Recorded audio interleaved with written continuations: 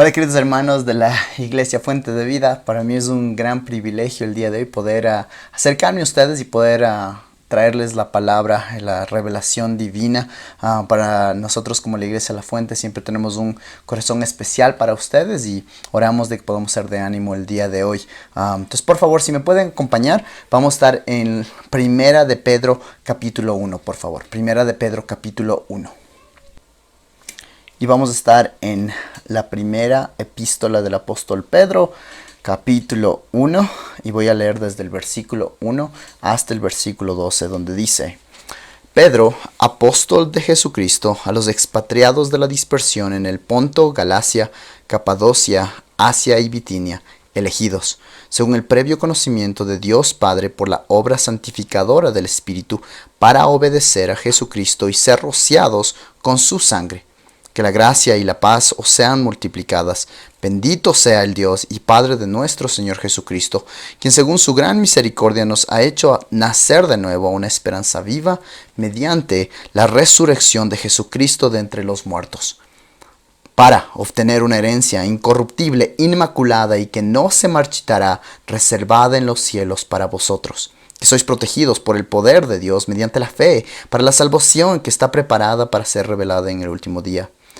En lo cual os regocijáis grandemente, aunque ahora por un poco de tiempo, si es necesario, seáis afligidos con diversas pruebas, para que la prueba de vuestra fe, más preciosa que el oro, que perece aunque probado por fuego, sea hallada que resulta en alabanza y gloria y honor en la revelación de Jesucristo, a quien, sin haberle visto, le amáis, y quien ahora no veis, pero creéis en él, y os regocijáis grandemente con gozo inefable y lleno de gloria, obteniendo como resultado de vuestra fe la salvación de vuestras almas. Ese es el texto entonces para el día de hoy. Y vamos a hablar entonces el día de hoy de aflicciones, una perspectiva bíblica de la aflicción o una guía para un mundo que está afligido.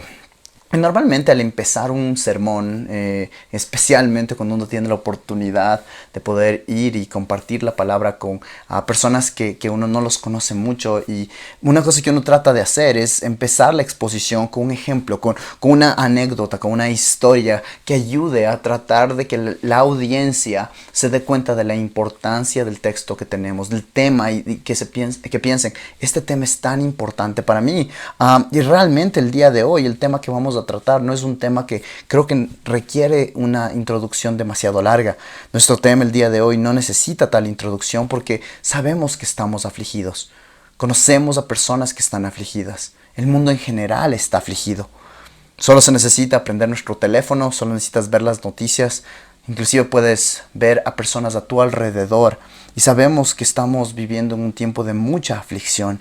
Tenemos inclusive imágenes prácticas, inclusive en nuestras iglesias, en nuestros contextos, donde personas están siendo afligidas. La Real Academia Española define la aflicción como un sentir de sufrimiento físico o pesadumbre o angustia. Y vemos con esta definición varios tipos de aflicción. Hay aflicción emocional, debido a lo que está pasando. Hay personas que están luchando con incertidumbre, qué es lo que va a pasar, y hay bastante temor, preocupación, ansiedad, y hay ese tipo de aflicción que personas están sintiendo. Quizás tú has sentido una aflicción física.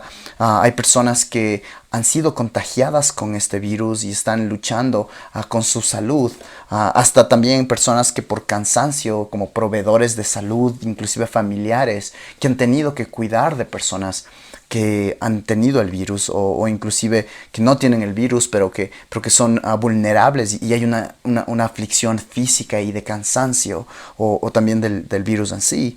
También podríamos ver inclusive otro tipo de aflicción, como la aflicción social o la aflicción económica, que viene debido a los efectos de este virus o de cualquier otra situación.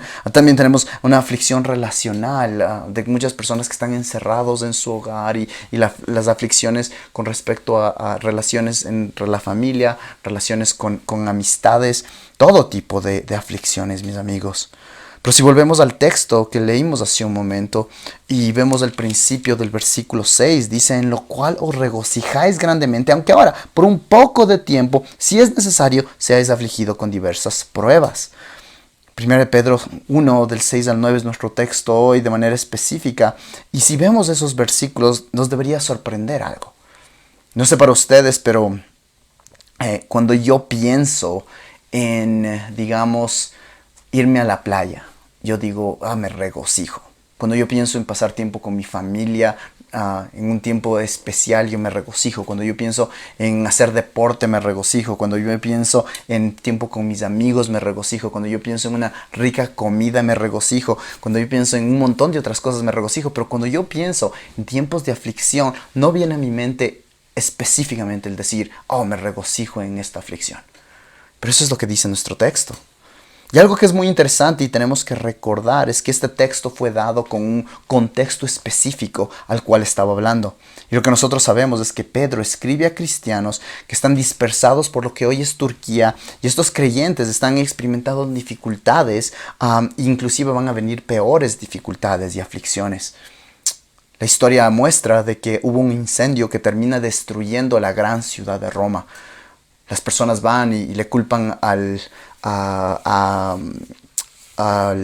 emperador, y el emperador busca un chivo expiatorio, y ese chivo expiatorio se convierte en los cristianos. Entonces el emperador les culpa a los cristianos, dicen, este incendio terrible que pasó en nuestra ciudad es por culpa de los cristianos. Y ahora pueden imaginarse el tipo de persecución y el tipo de odio y el tipo de trato que los cristianos empiezan a experimentar, mientras también empieza a subir el nivel de persecución por su fe. En medio de esa persecución, de esa angustia, de esas aflicciones que incluían todo tipo de aflicciones también, Pedro escribe esta carta para animarles, una carta para hacerles de acuerdo de su posición y darles una guía de cómo sufrir en medio de esta situación. Y me encanta que dice, en lo cual os regocijáis. En la Reina Valera dice, os alegráis.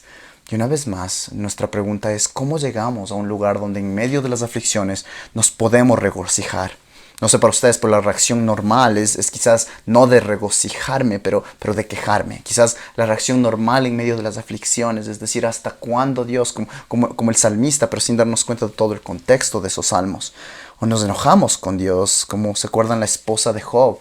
En medio de las aflicciones que tenía Job, le dice, maldice a Dios y muere. Y este texto nos va a dar guías de cómo enmarcar nuestras aflicciones. Cómo tener una guía para las aflicciones. Entonces, si te gusta tomar apuntes, el sermón de hoy tiene 3 puntos. 3 puntos tenemos el día de hoy. Y el primer punto para enmarcar las aflicciones es 1, tenemos que describir y entender las aflicciones. Número 2, el propósito de las aflicciones. Y punto número 3, la esperanza o la motivación en medio de las aflicciones. Y con eso en mente quiero pedirles, por favor, si me acompañan en un momento de oración. Padre del cielo, te agradezco por esta oportunidad. Gracias, Padre, por tener el privilegio de poder interactuar con este texto que ha sido de tanta utilidad en mi vida, en la vida de otras personas. Y Padre, te quiero pedir de que tú nos concedas el día de hoy poder entender y escuchar de ti. Quítame del camino para que Cristo sea glorificado. Quítame del camino para que personas, mientras yo soy fiel en decir lo que dice el texto, personas no me escuchen a mí, sino escuchen tu voz, Padre. Mientras escuchamos desde tu palabra, que es autoritativa, es suficiente, es inerrante, Padre. Gracias por este tiempo. Te pedimos por cada persona escuchando esto. En el nombre de Cristo Jesús. Amén. Ok, entonces el primer punto que tenemos el día de hoy es describiendo las aflicciones. Y vamos a estar en el versículo 6 la mayoría de nuestro tiempo. Entonces vamos a ver que en el versículo 6, en 1 de Pedro 1, 6, vamos a ver que Pedro nos da 4 características que tenemos que tener en cuenta cuando experimentamos las aflicciones, para entender las aflicciones. Entonces, primero, por favor, noten que una de esas características es que una aflicción tiene una duración. Por favor, noten el texto, dice, ahora por un poco de tiempo. Ahora por un poco de tiempo. Una traducción literal podría decir, ahora por una temporada. Esta palabra tiene que ver que las dificultades tienen una duración, tienen una fecha de expiración. No van a perdurar para siempre, van a tener un final. Más adelante, si es que vamos a 1 de Pedro, capítulo 5, versículo 10, por favor, si me acompañan, 5:10, miren lo que dice. Dice, y después de que haya sufrido un poco de tiempo, el Dios de toda gracia que os llamó a su gloria eterna en Cristo, Él mismo os perfeccionará, afirmará, fortalecerá y establecerá. Entonces vemos que Pedro al principio de esta epístola y al final está enmarcando, haciéndoles de acuerdo de que este tipo de aflicciones son temporales. Esta idea tiene que darnos esperanza. Es más, Pablo hace algo parecido en 2 Corintios 4, versículo 17, cuando dice, pues esta aflicción leve y pasajera nos produce un eterno peso de gloria que sobrepasa toda comparación, ¿no? Leve y pasajera. Ahora, si es que somos honestos y al pensar en las aflicciones, no parecen pasajeras. Pero tenemos que recordar que cada aflicción tiene un final. Y tenemos que pensar que las aflicciones van a tener un final. Pero ¿cómo entendemos eso? ¿Cómo enmarcamos el pensar cuando decimos, no, pero esto parece que se va por siempre y se sigue, y sigue creciendo el tiempo que nos dan y se sigue alargando?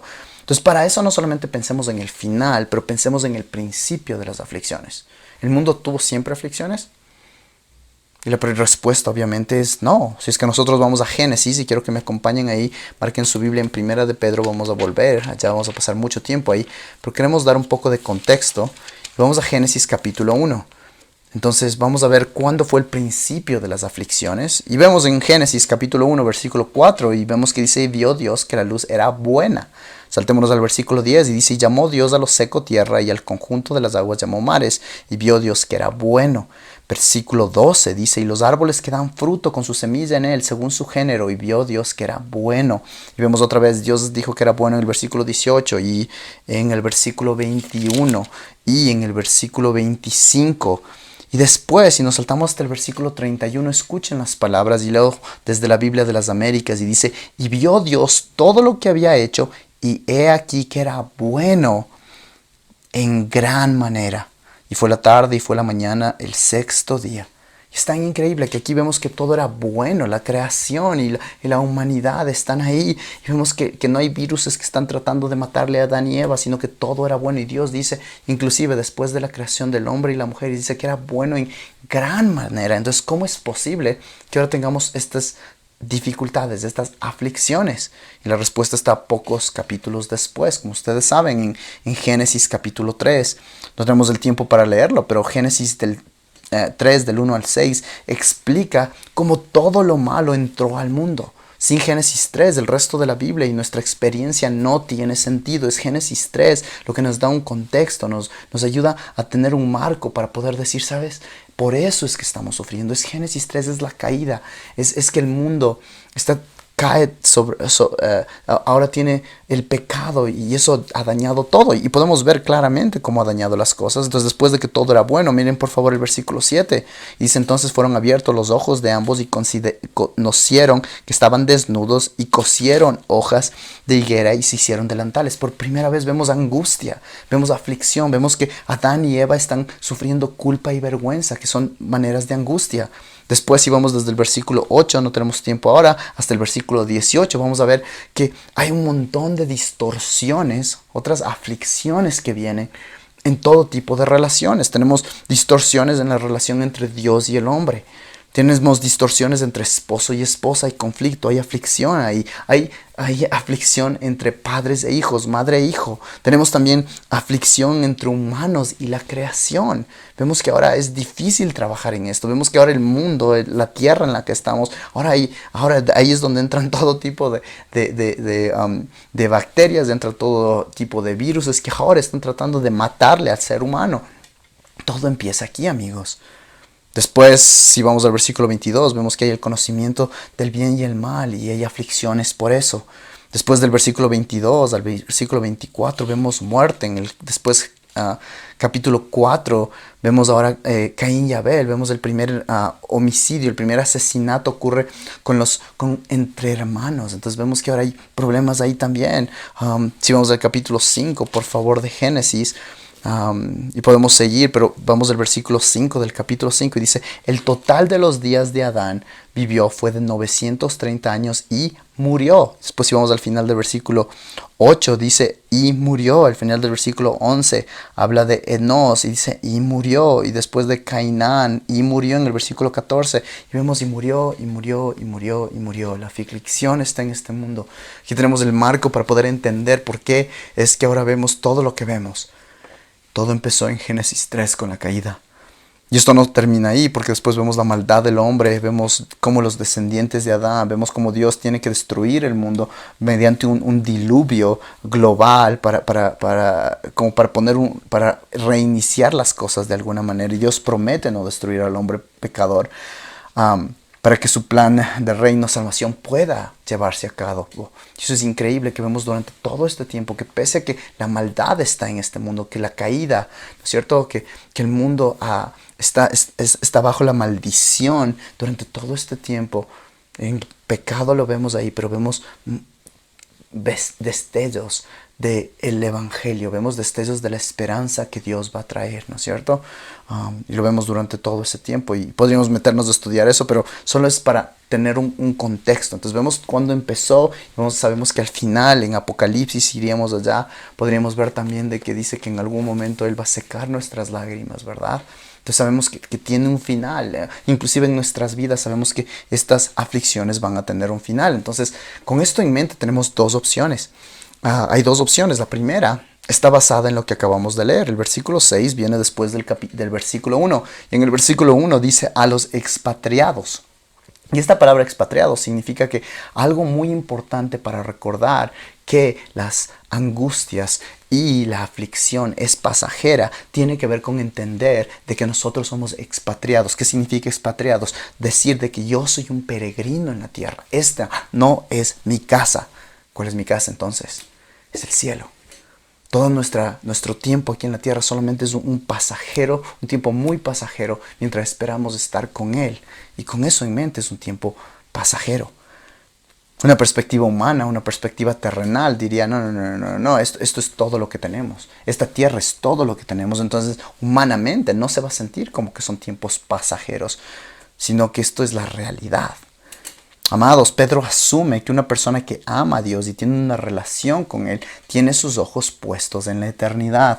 Ahora, esto no minimiza el dolor, como vamos a ver en otro punto en el futuro, pero termina ayudándole al creyente a recordar de que este no es tu hogar. Ahora, por un poco de tiempo. Y ese poco de tiempo puede ser una semana, puede ser un mes, una semana, puede ser un mes, puede ser un año, puede ser una década, puede ser lo que sea, pero al mismo tiempo, en comparación con la eternidad, es un poco de tiempo.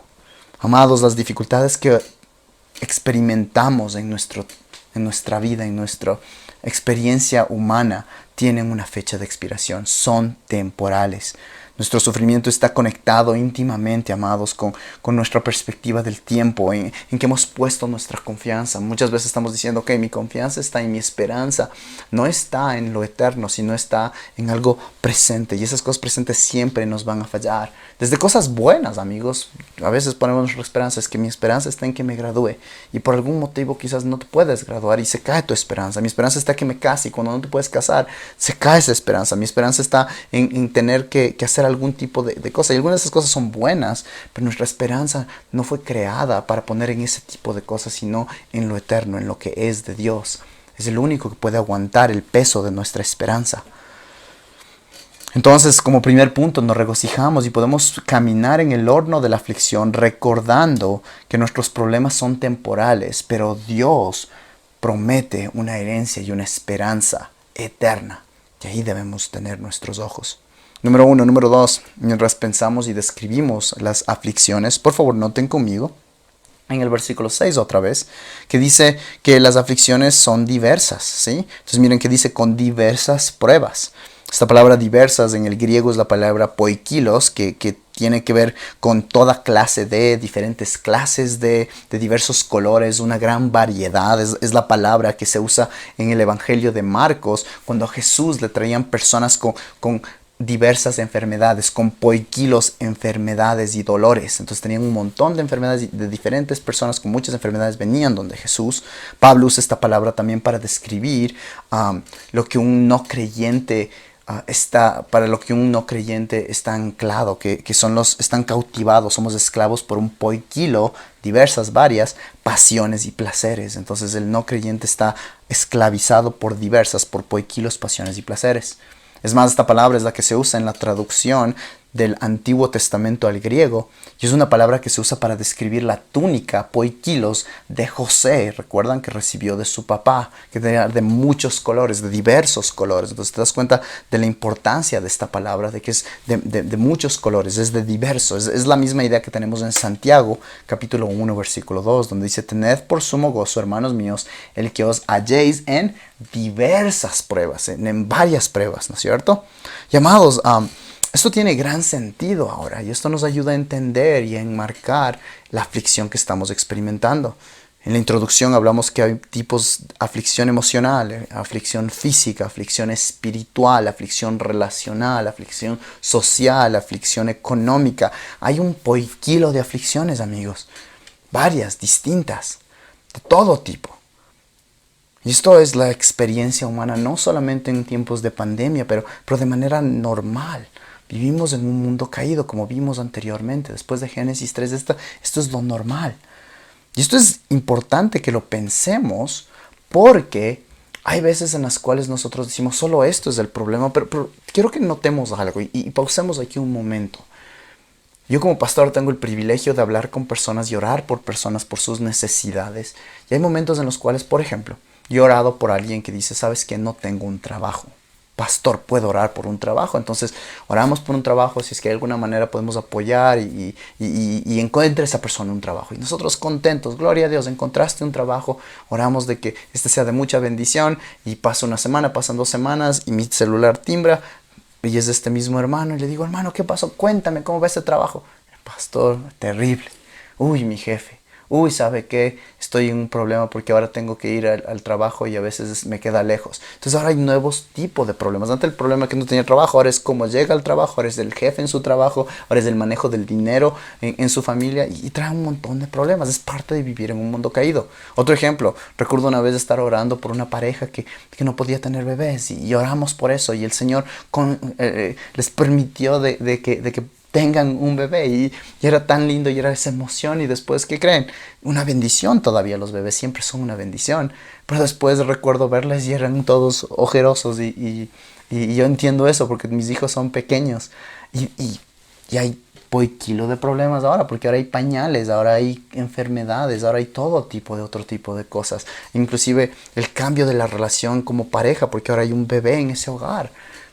Kilos de problemas, hermanos. Y eso tenemos que recordar, porque kilos de aflicciones no son problemas, no son aflicciones que necesariamente podemos esquivarlos siempre. Tenemos que ser sabios, obviamente. No estamos diciendo que vas a ir a lanzarte a estas aflicciones. Quieres ser sabio, la persona sabia entiende cómo manejar, pero es imposible esquivar esas situaciones totalmente. Debido a Génesis 3, estas son parte de la experiencia humana. El sufrimiento y las dificultades, es más, podríamos decir que bíblicamente son una promesa. Por ejemplo, tenemos 150 salmos, y la mayoría de esos salmos, obviamente escritos inclusive por el rey David y otros salmistas, son salmos de lamento, salmos donde personas están luchando con la realidad de un mundo caído. Es parte de la experiencia. Hay libros completos que hablan de este tema. Tenemos un libro que se llama Lamentaciones en nuestras Biblias, que hablan de que hay lamentaciones, hay dificultades. Tenemos el libro de Job. Personajes bíblicos no fueron tampoco exentos de estas dificultades. Recuerda a José en Génesis 50, a Job, a Santiago en Santiago 1, 2 y 4, a Pablo en Romanos 5, 3 al 5 y 2 Corintios 12, del 7 al 10. Inclusive Cristo mismo promete dificultades y sufrimiento. Entonces esto nos ayuda para recordar de que estamos siendo personas que vivimos en un mundo donde no es nuestro hogar, y estas aflicciones son parte, y ahora nos ayuda a ver a las aflicciones como oportunidades para abrazarnos más de la esperanza del Evangelio, como vamos a ver a continuación. Entonces, al final de este punto, la pregunta es: ¿cómo puedo tener gozo en medio de esta variedad de aflicciones? Entonces, ya que hay una variedad, inclusive abrumante variedad de aflicciones que nos caen, Pedro aquí nos va a ayudar a darnos cuenta de que pese a que hay una variedad de aflicciones, el Señor nos ha provisto variedad de bendición también. Por favor, observen conmigo, Primera de Pedro. Vamos a saltarnos por favor al capítulo 4. Y una vez más estamos viendo cómo él enmarca, ¿no es cierto? Él pone algo al principio, habla un paréntesis y lo cierra al final, enmarca algunas ideas. Y por favor miren el capítulo 4, versículo 12 y después vamos a volver al versículo 10. Versículo 12 dice, amados, no os sorprendáis del fuego de prueba, ¿ve? Estamos hablando de aflicciones. Vamos justo anteriormente a eso, el versículo 10, donde dice, según cada uno ha recibido un don especial, úselo sirviéndoos unos a otros como buenos administradores de la multiforme gracia de Dios. Adivinen qué. Esa palabra multiforme es la misma palabra. Es la palabra poikilos, es la palabra variada. Entonces está diciendo que sí, hay una variadas tipos de aflicciones, pero al mismo tiempo Dios ha dado a su iglesia, una vez que las personas son salvas, les da poikilos, dones. Una variedad de dones, y eso es tan importante en nuestro tiempo de aflicción, en tiempos de pandemia, en tiempos de cualquier dificultad. Es que Dios le ha dado a la iglesia personas, cada creyente tiene dones distintos que tiene que buscar usarlos, porque son dones sobrenaturales para que puedan usarlos en la edificación del cuerpo de Cristo. Y es tan importante el usarlos, especialmente en momentos de aflicción. Entonces, hermano amigo, tu don es el aconsejar, el exhortar, úsalo. Si tu don es de enseñar, enseña. Si tu don es servir, sirve. Si tu don es animar, anima. Si tu don es administrar, administra. Hay tantas necesidades y esta es una manera como vemos la gracia multiforme de Dios, mediante los dones que ha dado. Y una vez esos dones que Él ha dado están siempre unidos a las riquezas de la gracia de Dios. Y esa riqueza de la gracia de Dios está vista en el Evangelio. No tenemos tiempo de ir allá ahora, pero si vamos a Efesios capítulo 1, podríamos ver que Pablo dice que qué bendecidos son con toda bendición espiritual. Bendito sea nuestro Dios. ¿No es cierto? Y después se pone a hablar en el capítulo 1, versículos del 3 al 12, la segunda oración más larga del Nuevo Testamento, y dice, qué bendecidos que somos, y habla de las riquezas de su gracia, de las riquezas de nuestra salvación. Muchos cristianos ven la salvación como casi yo me iba al infierno y Él me salvó y ya. Pero no, la riqueza del Evangelio, no se acuerda que somos adoptados, que tenemos unión con Cristo, de que Cristo nos redimió, de que ahora somos hijos de Él, ya no somos esclavos del pecado, pero ahora somos hijos de Él. Y hay tantas perspectivas, como un diamante que tienes que abrazarlo. No vas a poder entender de la multiforme gracia de Dios en tus dones si es que no entiendes la multiforme gracia de Dios en el Evangelio. Muy importante esto. Entonces, número 2, nos regocijamos en las dificultades y podemos caminar en el horno de la aflicción recordando que la misma manera que las dificultades son varias, su gracia es multidimensional y suficiente en mis problemas. Entonces, cuando alguien te diga, ¿cómo estás? Y tú dices, ha sido difícil, y es verdad que ha sido difícil. Y tú puedes decir una lista de cosas que te han pasado y de las aflicciones, y está bien, porque la palabra dice que son multiforme, que hay muchos tipos de aflicciones. No pauses ahí, pero ten ese momento de decir, pero Dios es... Y ponte a hablar de las riquezas de quién es Dios. Y eso va a ministrar tu corazón y te va a hacer una herramienta para poder ministrar a otros mientras los ayudes a sacar sus ojos de su situación y poner sus ojos en Cristo. Número 3, mientras describimos nuestras aflicciones, sabemos que van a traer aflicción, y mil disculpas por la redundancia, pero el texto dice, seáis afligidos, significa que van a traer aflicción, que van a traer dolor. Y aquí te pido que pausemos un momento, por favor, vamos a 1 de Pedro 1 una vez más, si vuelven allá conmigo, y noten lo que dice, si es necesario, seáis afligidos, seáis afligidos. Y suena redundante, como dije, que vamos a hablar de que las aflicciones te afligen. Yo creo que hay una parte aquí que está muchas veces mal interpretada por hermanos y hermanas cristianas.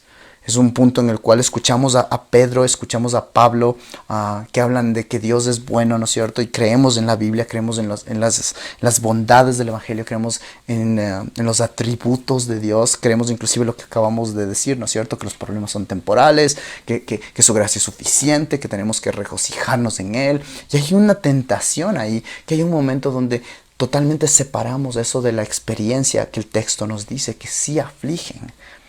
Es como que tratamos a nosotros mismos o a otros como soldados y decimos, no, yo sé que eso duele, pero ya, sal de ahí, ya, como robot. Nos ponemos incómodos con el sufrimiento o empujamos a las personas que pasen de ese sufrimiento rápido. O no les dejamos llorar, o nosotros no nos permitimos llorar pensando de que quizás estamos siendo inmaduros y negamos el dolor. Y eso está mal. Dios no niega el dolor. Dios no niega que las cosas son difíciles. Cuando hablamos de la experiencia, nosotros vemos a Jesucristo que lloró cuando vio a su amigo muerto, pese a que él después lo iba a traer de la muerte. La palabra de Dios en Romanos habla de que nosotros nos ponemos tristes con los que están tristes y también nos gozamos con los que están gozosos. No dice a los que nos gozamos con los que están gozosos y a los que están tristes les ayudamos a que ya gocen rápidamente. No, pero hay un momento de tristeza también. Esta palabra que Pedro, inspirado por el Espíritu Santo, pone aquí, aflicción, se puede traducir como entristecer, afligir, agraviar, causar perjuicio, dolor físico, mental, tristeza, decepción, ansiedad, soledad, lamento, sufrimiento.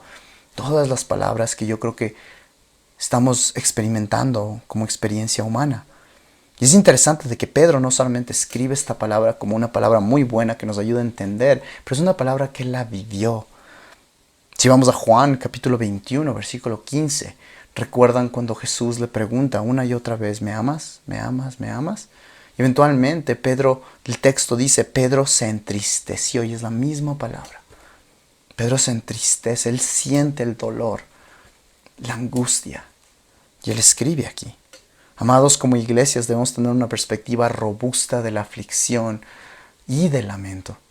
Es por eso que nosotros ahorita en nuestra iglesia en Quito estamos buscando estudiar el primer libro de los Salmos. Y ahí ves un montón de salmos de lamento. Y el lamento da una voz, nos da la oportunidad de llorar por lo que Él llora. Nos da la oportunidad de indignarnos por lo que Él se indigna, de gemir con este resto del mundo cuando decimos, este es un mundo caído que no debería ser así. Pero mientras hacemos, nos ayuda siempre a recordar de que Él tiene un plan. Pero eso no niega de que las personas están en dolor. Y como iglesias tenemos que tener mucho cuidado de no empujar a las personas de que, ok, hubo una situación difícil, entonces anímese, anímese. No, pero llorar con los que lloran y compartir esos momentos difíciles. Al mismo tiempo, esto nos hace acuerdo que hay momentos donde sufrimos. Hay cristianos que les ha dado COVID. Hay hermanos en Cristo que están muriendo en momentos difíciles. Lloramos, obviamente, por su salud, lloramos de que Dios les fortalezca y les sane, pero al mismo tiempo entendemos de que no porque eres cristiano significa que te puedes saltar el sufrimiento humano. Y a veces nos hace incómodo el pensar de esa manera, ¿sí? A mí me gusta decirlo de esta manera, está bien no estar bien, lo que está mal es quedarnos estando así. Entonces está bien no estar bien, pero lo que está mal es quedarnos así. Entonces está bien que hay momentos que no nos sentimos bien, pero al mismo tiempo tenemos un evangelio fuerte que nos consuela y nos cambia para no quedarnos ahí, nos da esperanza. Sí, mis amados hermanos, es por eso que tenemos libros como Lamentaciones, como Job, como habíamos dado.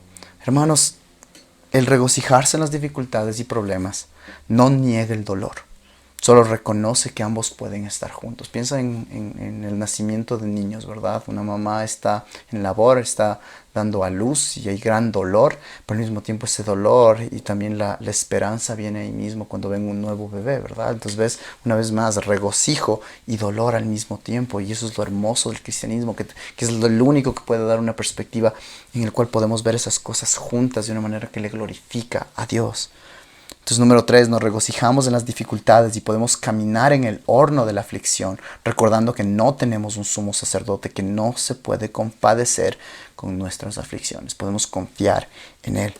Número 4, otra característica y la última es que tienen un propósito. Por favor, noten el texto, me lo salté a propósito, y dice, en lo cual os regocijáis grandemente, aunque ahora por un poco de tiempo, si es necesario, justo en el medio, si es necesario, seáis afligidos con diversas pruebas. En el año 2019, el año pasado, empezamos el año de una manera difícil con mi esposa. Al empezar el año, mi hijo pequeño, en ese entonces de 6 meses, va a cumplir ya mismo 2 años, pero mi guagua estaba en un momento muy fuerte de salud. Le llevamos al doctor y en ese momento escuchamos palabras que no pensamos escuchar, y el doctor dijo, es necesario que en este momento vayan a emergencia. Mi corazón se caía, el de mi esposa también. Buscábamos confiar en Dios. Gracias al Señor todo salió bien, pero recuerdo esas palabras tan claramente cuando el doctor nos vio en los ojos y nos dijo, es necesario hacer esto.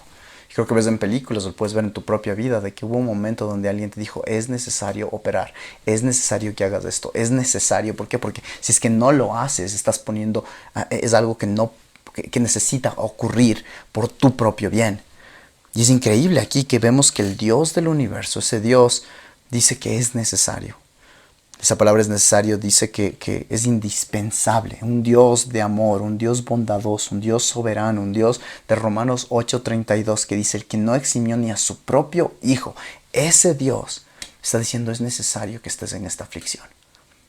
Yo me pongo a pensar tantas veces como durante este tiempo he tenido que reflexionar y decirle gracias Dios, porque esta aflicción, pese a que obviamente sufrimos, no estamos diciendo, ay, qué lindo que es esa aflicción, no, pero es difícil y es duro, pero al mismo tiempo, gracias Dios, porque tú tenías un propósito para esto. Ese Dios no eximió a su Hijo y ahora está usando las aflicciones en su amor para formarnos a la imagen de Cristo. Y estas dificultades son indispensables y son para bien, amados. Entonces finalmente nos regocijamos en las dificultades y podemos caminar en el horno de la aflicción recordando que Dios tiene un propósito para estas dificultades.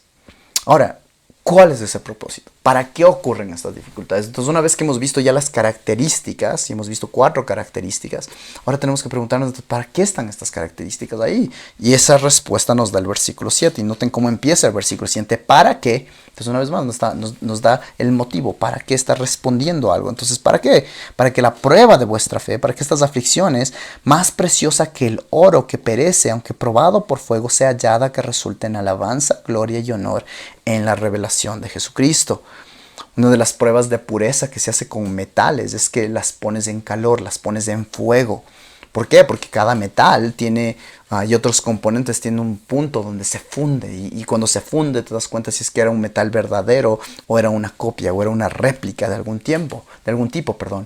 Entonces el oro no se funde fácilmente y eso le permite de que si tú pones oro en este fuego, muchas de las otras cosas, las impurezas se van a deshacer. Este texto nos muestra que las aflicciones vienen para probar la fe de la gente. Y otra vez tenemos que tener esto claro, de que Dios no nos prueba de manera mala, sino esta es una oportunidad para creyentes para examinarse a sí mismo. Es una evidencia de gracia que nos da una oportunidad única de beneficio espiritual en estas aflicciones. Dios es bueno y vamos a ver que hay 2 resultados posibles. El primer resultado es que entra en este horno de la aflicción nuestra fe y metemos, qué sé yo, algo de este tamaño y entra por este lado esa fe y después al otro lado sale de este tamaño. ¿Y qué significa? De que había muchas cosas ahí que no estaban de acuerdo al evangelio y tuvieron que ser purificadas. Un consejero bíblico, cuando habla de este tipo de temas, dice que nuestro corazón es como una esponja que está absorbiendo algo consistentemente. Estamos absorbiendo valores, estamos absorbiendo patrones de comportamiento, estamos absorbiendo perspectivas, cómo hablamos, cómo tratamos a la gente, prácticas, intereses. Y el momento que viene esta aflicción, lo que ocurre con esta aflicción es que esa esponja empieza a ser exprimida. Mientras empieza a ser exprimida, empezamos a ver y empieza a salir a la luz lo que realmente amábamos, lo que realmente queríamos. Y la aflicción hace exactamente eso, que nos ayuda a ver ese tipo de cosas para que podamos correr a la cruz y decir, Dios, wow, soy una persona tan impaciente, soy una persona tan controladora. Y ahorita que no puedo tener control me doy cuenta de que trato a las personas mal. Entonces es una oportunidad para crecer, para ver cómo está nuestra fe, cómo el evangelio ha entrado a cada área de nuestra vida. Es fácil hablar del evangelio como el evangelio me salvó, pero el evangelio es central para cada área de nuestra vida. Este exprimir revela qué es lo que hemos estado absorbiendo, lo que en realidad valoramos, lo que en realidad queremos, en lo que en realidad confiamos, en dónde encontramos nuestra esperanza.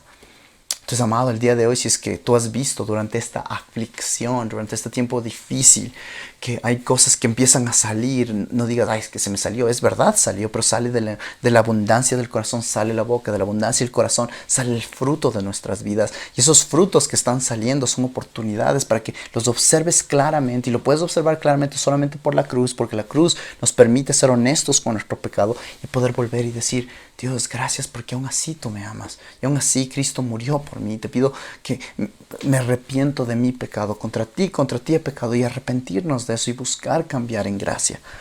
Una cosa que estamos haciendo ahorita como iglesia en luz de esto es de que hemos visto de que hay áreas de nuestro corazón que necesitan consejería y empezamos una serie en nuestra iglesia cada jueves donde hablamos del COVID y varias cosas, desde comunicación hasta emociones, hasta problemas matrimoniales, desde cómo manejamos nuestro tiempo y es eso, dar herramientas para poder decir cómo puedo crecer ahora en esta área cuando Dios me tiene en este horno de la aflicción.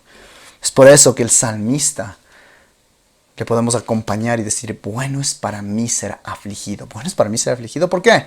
Para que aprenda tus estatutos. A veces el horno de la aflicción es el mejor lugar donde Dios nos atrae y nos purifica y nos moldea más a la imagen de Jesucristo. Sí, y hay muchas cosas que se puede hacer.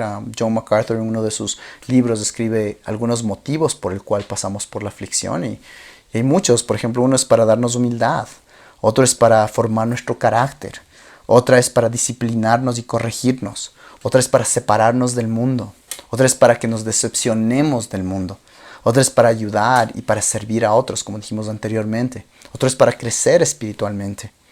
Y hay uno más, y esto nos lleva a la otra prueba que puede pasar. Entonces, de un lado, la fe, nuestra fe verdadera, personas que realmente son creyentes entran en este horno y del otro lado salen más parecidos a Jesucristo porque su fe ha sido probada y han sido moldeados progresivamente a la imagen de Cristo de una manera específica durante la aflicción.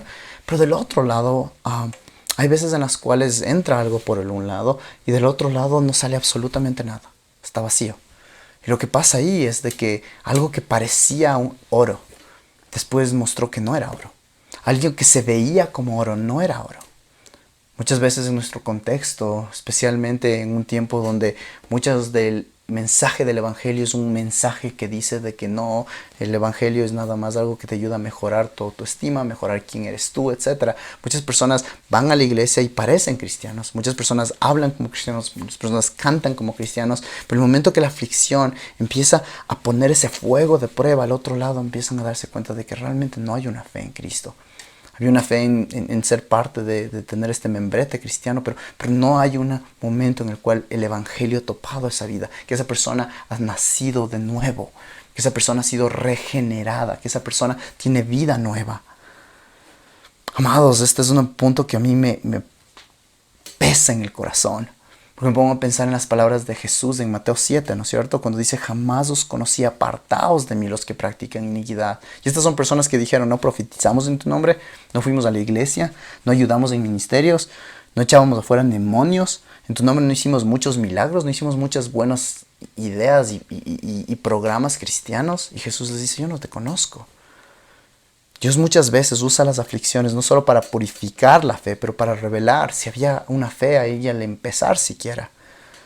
Amados, oro de que personas que puedan escuchar este mensaje, estemos siempre pensando de cómo hemos respondido a la oferta del evangelio.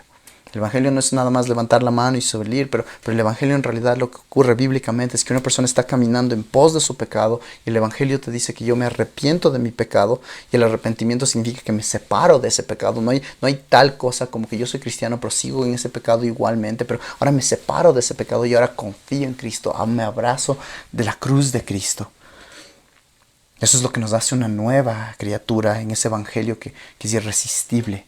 Es una persona que ahora tiene el Espíritu de Dios dentro de él o de ella y de esa manera ahora vive de acuerdo a ese Espíritu. No significa que es perfecto, no significa que es perfecta, pero que ahora sus convicciones, sus emociones, sus sentimientos, todo está siendo ahora moldeado por el Espíritu de Dios que vive ahora y mora dentro de esa persona. El cristianismo bíblico, amados, no es nada más que una persona era una mala persona y ahora es una buena persona, una mejor persona. Pero el evangelio bíblico es uno que dice que nosotros estábamos muertos y ahora estamos vivos. Amados, el día de hoy, en medio de pandemia, en medio de dificultades, es un buen tiempo para pensar qué es lo que sale de mi corazón. ¿Qué es lo que sale de mi corazón? Entonces nos regocijamos en eso, de que esta es una oportunidad para poder caminar en el horno de la aflicción, recordando que la aflicción es una herramienta para purificar y para probar nuestra fe. ¿Sí? Ahora, hemos visto algunas cosas hasta ahora, entonces un mini resumen. Hemos visto las características de las aflicciones, ¿verdad? Y hay 4. Entonces vemos que que hay algunas características que se van a demorar un tiempo, de que nos van a pasar a todos, que duelen, ¿no es cierto? Y que son necesarias. Entonces eso es de un lado. Del otro lado vemos para qué ocurren esas cosas, para probar nuestra fe, para moldearnos más a la imagen de Cristo. Pero todas esas cosas en realidad son pilares, pero antes de pilares tú necesitas la base, tú necesitas cuál es la losa en donde se ponen ese tipo de cosas. Y aquí vamos al último punto, que es el punto que realmente une a todo lo que hemos hablado hoy. En realidad une toda la carta de Primera de Pedro, y es el punto número 3, cuál es la esperanza o motivación en medio de las aflicciones. Y vemos eso en los versículos 7b hasta el versículo 9, y escuchen lo que dice: aunque probado por fuego, miren lo que dice, sea hallada que resulte en alabanza, gloria y honor en la revelación de Jesucristo, a quien sin haberle visto le amáis, y quien ahora no veis, pero creéis en él, y os regocijáis grandemente con gozo inefable y lleno de gloria, obteniendo como resultado de vuestra fe la salvación de vuestras almas. Algo muy interesante aquí es que Pedro no solamente compara, ¿no es cierto? Compara el oro con la fe, y dice que ambos necesitan ser probados con el fuego. Es una imagen para que salga precioso al otro lado. Es verdad, pero no solamente compara, pero también contrasta. Dice, sí, son parecidos en esto, pero hay otras cosas en las cuales no son parecidos. Y noten que dice en el texto: para que la prueba de vuestra fe, más preciosa que el oro que perece. Entonces está diciendo, el oro perece. El oro, por lo más valioso que es, por lo más que dura, todavía perece. Y es lo que dice en Santiago 5.3. Vuestro oro y vuestra plata se ha enmohecido. Pero algo importante es que la fe verdadera no le va a ocurrir lo mismo. No va a perecer. Y aquí está la clave para cuando hablamos de la aflicción. Porque noten por favor cómo empezó el versículo 6. Dice, en lo cual os regocijáis, ¿no? En otras traducciones dice, en esto os regocijáis.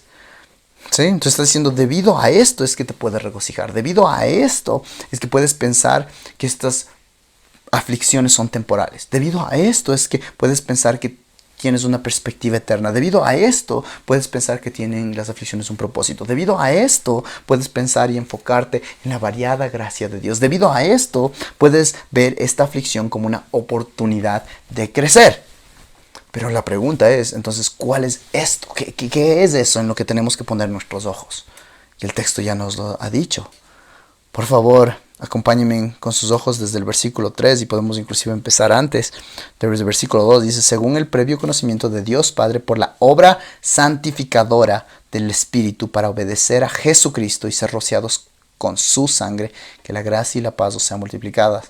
Y miren lo que dice: bendito sea el Dios y Padre de nuestro Señor Jesucristo, quien según su gran misericordia nos ha hecho nacer de nuevo a una esperanza viva, mediante la resurrección de Jesucristo de entre los muertos, para obtener una herencia incorruptible, inmaculada, y que no se marchitará, reservada en los cielos para vosotros, que sois protegidos por el poder de Dios mediante la fe, para la salvación que está preparada para ser revelada en el último tiempo. Y después, si hablamos de la salvación, si vamos después de nuestro texto, empezando el versículo 10, vamos a ver que habla de la salvación y dice, ¿sabes qué? Los profetas, ¿sabes qué? Los ángeles no entendían esta salvación como tú la entiendes el día de hoy. Es algo tan hermoso, qué preciosa salvación que tienes. Entonces el punto, una vez más, es que esa salvación, como dice aquí, nos da la oportunidad de tener una esperanza que va más allá. Esa es la esperanza que nos permite caminar en medio de las aflicciones con una perspectiva radicalmente distinta a la del mundo. Esto es lo que nos da. Debido a esto es que la persona que se ha arrepentido de su pecado, la persona que ha confiado en Cristo, tiene una esperanza única. Una esperanza que nada la puede topar. Y por favor, acompáñenme brevemente ahí. Si ustedes vamos ahí, está hablando en el versículo 4, dice una herencia incorruptible, ¿cierto? Eso significa una herencia indestructible, es algo que va a durar para siempre. Y el día de hoy es tan interesante porque vemos tantas cosas de que tienes algo y tienes que lavarlo, o después de tantos usos tienes que ya despojarte de eso. ¿Por qué? Porque ya se corrompió. Después dice inmaculado.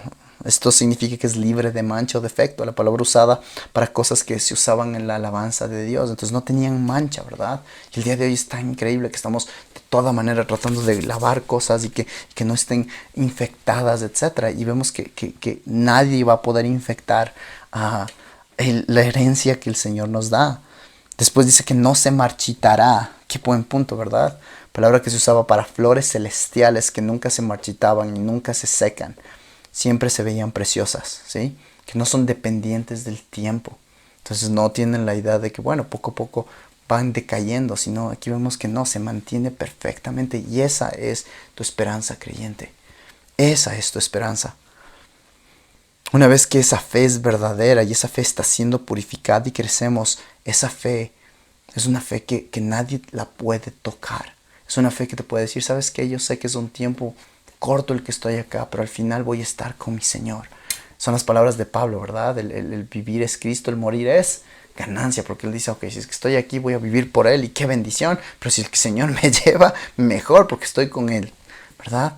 Y eso nos ayuda a tener una perspectiva global, una perspectiva completa de quién es Dios. Ahora, quiero pausar un momento porque esto suena súper espiritual, ¿sí? Entonces decimos, sí, qué bien, y quizás tú estás sentado aquí y dices, oye, gloria a Dios, es verdad, tengo que tener esa perspectiva global, pero después el día lunes entra y estamos sentados ahí y abrimos nuestro celular y vemos las noticias y decimos, ay, qué terrible, hay más casos, o nos enteramos de algo fuerte y decimos, ¿y ahora qué hago? Y este texto nos da una manera muy práctica de saber qué hacer.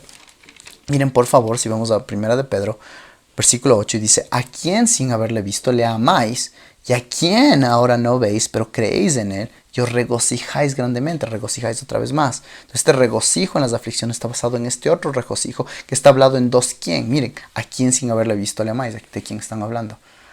¿A quién ahora no veis, pero creéis en él? ¿De quién está hablando? De Cristo. Es unos ojos que están enfocados claramente en conocer a Cristo. Y el Cristo bíblico, no el Cristo que a veces se habla en otros lados, a veces personas ayudan con algo y a veces decimos, a ver, que Dios le pague, que Cristo le ayude. Pero a veces no entendemos quién es ese Cristo. Ese Cristo es el Cristo que es la segunda persona de la Trinidad. Es el Cristo Dios, es el Cristo que se hizo humano para vivir y ser el sacrificio perfecto. Es el Cristo que dijo, yo soy el camino, la verdad y la vida. No dijo, yo soy uno de los caminos, sino dijo, yo soy el camino. Es el Cristo que requiere una decisión. Es el Cristo que requiere que nuestra vida sea totalmente ordenada de acuerdo a lo que Él dice. Y estamos totalmente viviendo de acuerdo a lo que Él me diga. Y en Él dice, ¿a quién sin haberle visto le amáis? ¿A quién? ¿En quién crees? En este tiempo es tan importante creer, poner nuestra fe en Él todos los días. Amarle en medio de las dificultades. No sé para ustedes, pero ¿qué tal si yo les diría... ¿saben qué, hermanos? Yo tengo una información específica y esto de la pandemia va a durar 7 años. Yo creo que muchas personas dirían, 7 años, no, qué terrible, no puede ser.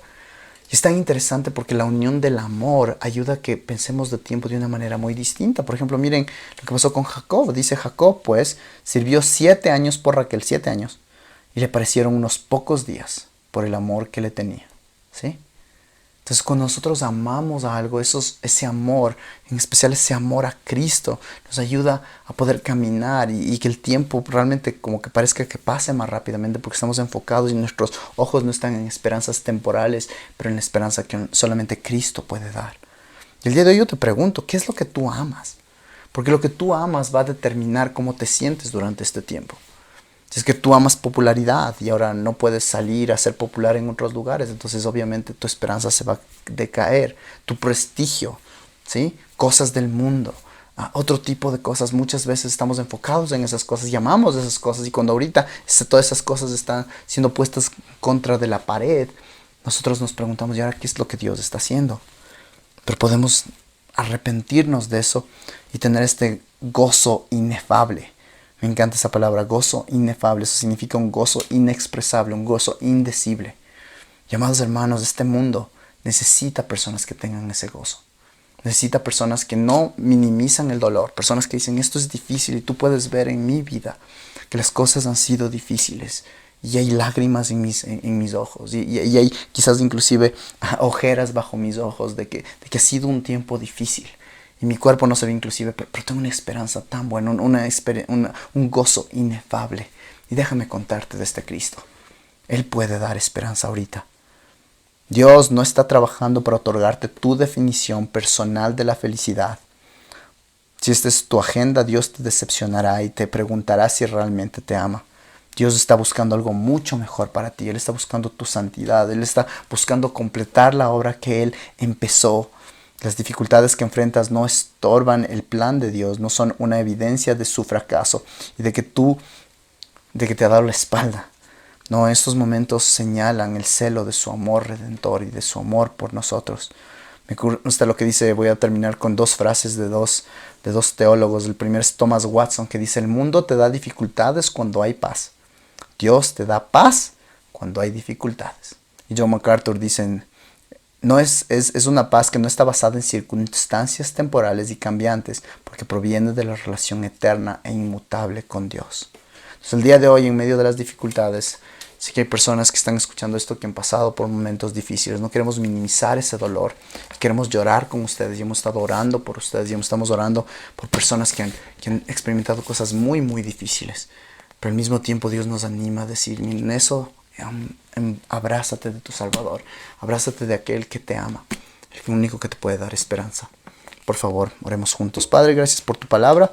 Te pedimos de que tú ahora traigas el fruto que tú quieres de esa palabra en la vida de mis hermanos y hermanas, en mi propia vida. Ayúdanos a no ser solamente oidores de la palabra, pero hacedores.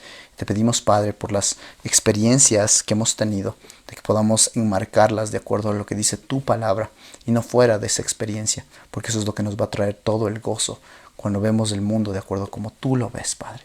Gracias porque vemos al principio de la Biblia por qué tenemos aflicciones, pero también vemos que durante todas esas aflicciones tú fuiste fiel en cuidar a los tuyos, Padre, y confiamos en eso durante este tiempo. Gracias por el privilegio de poder predicar esta iglesia preciosa. Padre, tú ayúdales, fortalece a su liderazgo, y Padre, que todos nos esforcemos para presentar a tu iglesia perfecta, Padre. Te pedimos esto para tu amor, para tu renombre, para tu gloria. En nombre de Cristo Jesús. Amén.